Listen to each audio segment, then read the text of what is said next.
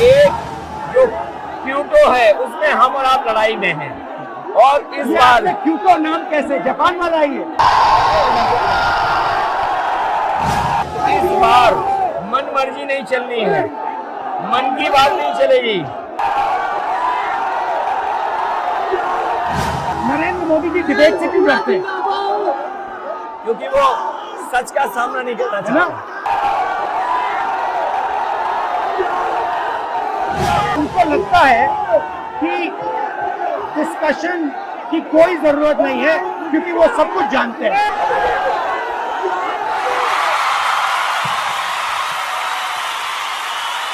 और आपने देखा, हम सब ने देखा कि यूपी को नरेंद्र मोदी जी ने बेरोजगारी का सेंटर बना दिया।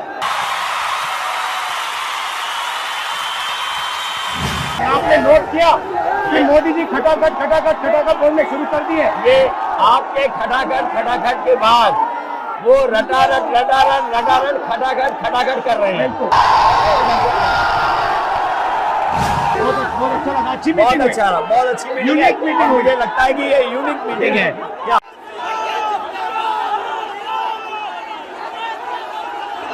ब्रदर, यहाँ पे हमारा माइक खराब हो गया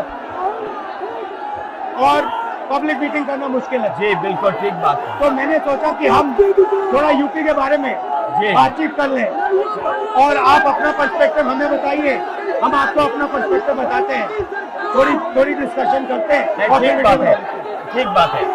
मैं समझता हूँ कि जब माइक खराब हो गया हम दोनों बात करेंगे, वो रिकॉर्ड होकर के जाएगी तो लोग बेहतर और अच्छा समझेंगे और अच्छा रिजल्ट आएगा।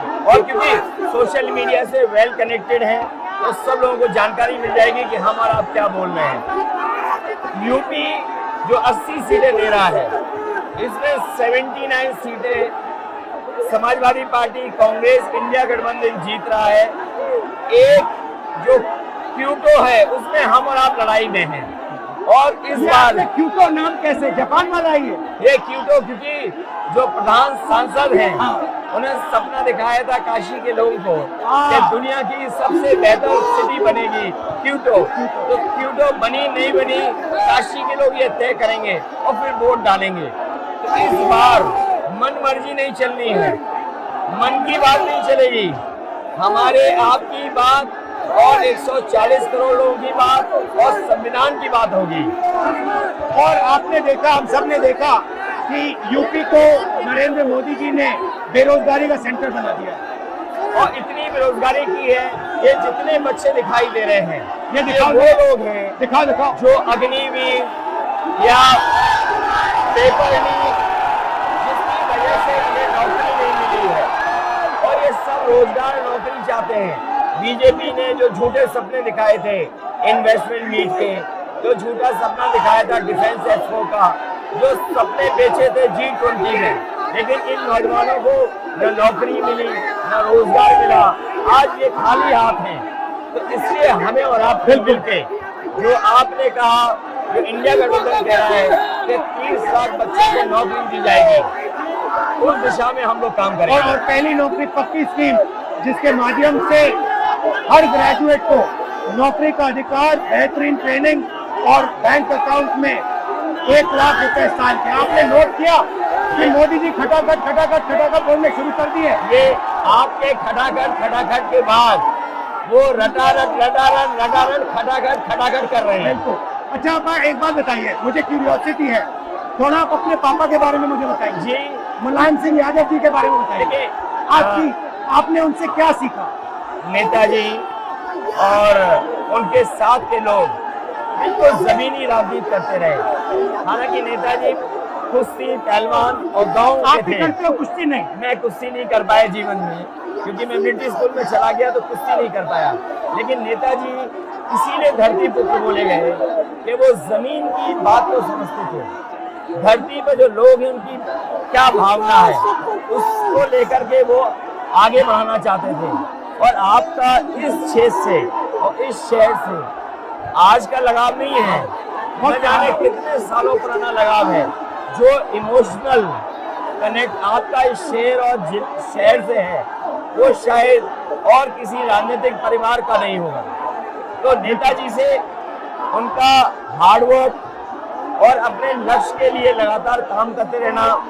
जो गैर बराबरी की लड़ाई डॉक्टर राम मनोहर लोहिया यहीं लड़े थे, हालांकि हमारी आपकी विचारधारा की यहाँ टकराव रहा, लेकिन हमारे व्यक्तिगत या जो सिद्धांत में कभी समझौता नहीं हुआ। सिद्धांत को लेकर के हमने आपके साथ खड़े हुए और कई बार खड़े हुए, और आपकी भी पार्टी सिद्धांत से बहुत करीब रही समाजवादियों के। बट मुझे लगता है कि अब एक नई तरीके की पार्टनरशिप बन रही है, क्योंकि जो इस बार हमारा कोऑपरेशन है, शायद पहले ऐसा कोऑपरेशन नहीं हुआ। मतलब बिल्कुल सब जुड़ गए। सबसे अच्छा ये है कि जितना उन्होंने कहा 2 लड़कों की जोड़ी, उतना युवा आपसे, हमसे, इंडिया गठबंधन से और जुड़ गया। तो ये नेचुरल अलायंस है, और नेचुरल अलायंस इसलिए लोग महसूस कर रहे हैं कि वो चाहते हैं कि नौकरी और रोजगार मिले, नौकरी और रोजगार मिले।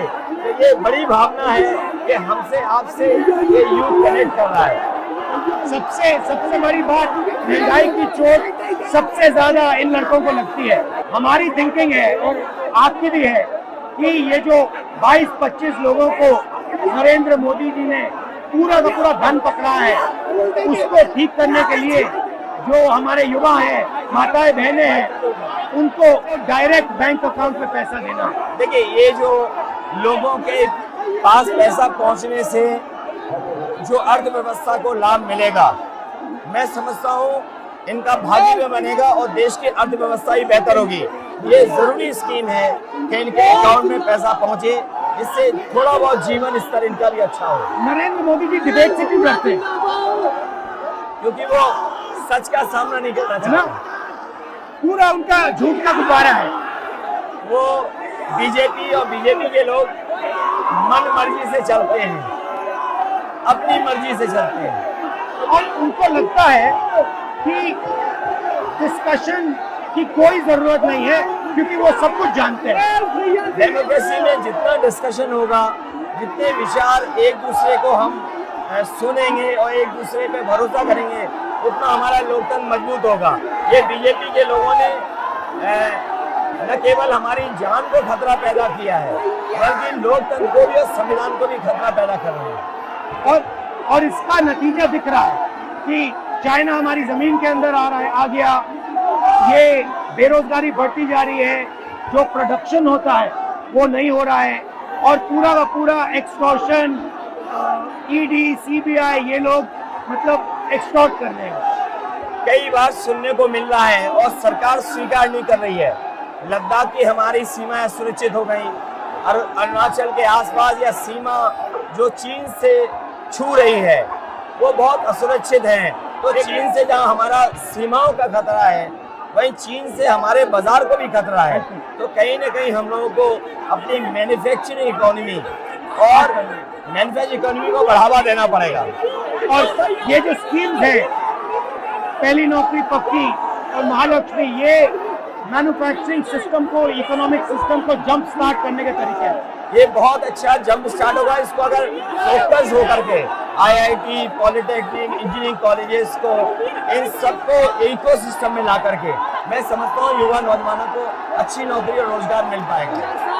और हमारा लक्ष्य है कि सब, हर जात को भागीदारी मिले, स्पेस मिले, हर इंस्टीट्यूशन में, बिजनेस में, एजुकेशन के सिस्टम में।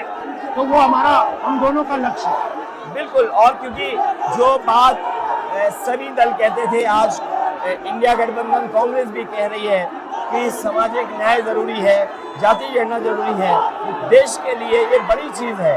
जो दुनिया में अमेरिका है, यूरोप है, अपने उन लोगों के लिए जो पीछे छूट जाते हैं, उनके लिए कुछ काम करते हैं। तो हमारा जो देश जाति के आधार पर पिछड़ा है, तो इसको आगे बढ़ाने के लिए ये बड़ी भूमिका होगी इस बार।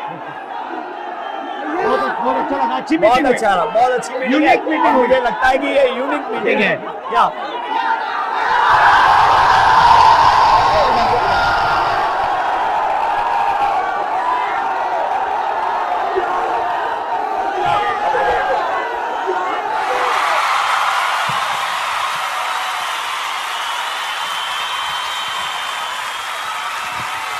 है।